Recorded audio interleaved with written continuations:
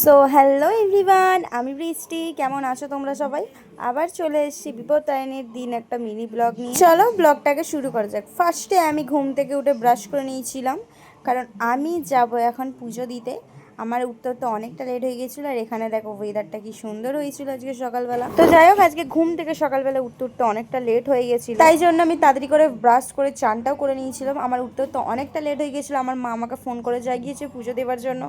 প্রায় 11টা বেজে গেছে বেলা। তো এখানে আমি রেডি হয়ে গেছি, এবার বেরোবো পুজো দিতে। আমাদের বাড়ির সামনেই একটা মা মনসার মন্দির আছে, ওখানেই আমরা যাব পুজো দিতে। আর আমি যখন পুজো দিতে যাচ্ছিলাম, দেখো আমার পেছন পেছন কে ছুটে ছুটে আসছিল। মানুষের থেকে এরা অনেক ভালো ভাই, অনেক ভালো।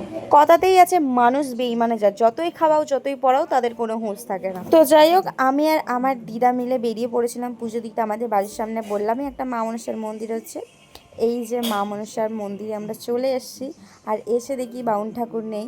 তারপর 5 মিনিট পর তিনি চলেও এসেছিলেন। বাড়ির সামনে মন্দির থাকা সত্ত্বেও আমার কোনোদিনও এখানে আসা হয়নি। এসে দেখি বাবা মহাদেবও এইখানে রয়েছে। তো যাই হোক, পুজো দেওয়া হয়ে গেছে, এবার আমরা যাচ্ছি বাড়িতে। বাড়িতে গিয়ে আমাকে লুচি করতে হবে গাইস। বাড়িতে এসেছি, এনাকে দেখো ইনি দরজার সামনে কেমন করে বসেছে।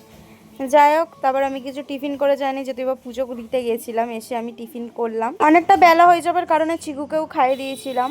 আজকে আমাদের বাড়িতে সবাই নিরামিষ খেয়েছে, চিকুও খেয়েছে, চিকুরও কোনো জিনিস আঁশ হয়নি। তারপর আমি তাড়াতাড়ি করে লুচি করে নিচ্ছিলাম, অনেকটা বেলা হয়ে গেছিলো। আমি পুজো দিতে গেছিলাম 11টায়, তাহলে ভেবেই নাও কতটা বেলা হয়ে গেছে এখন।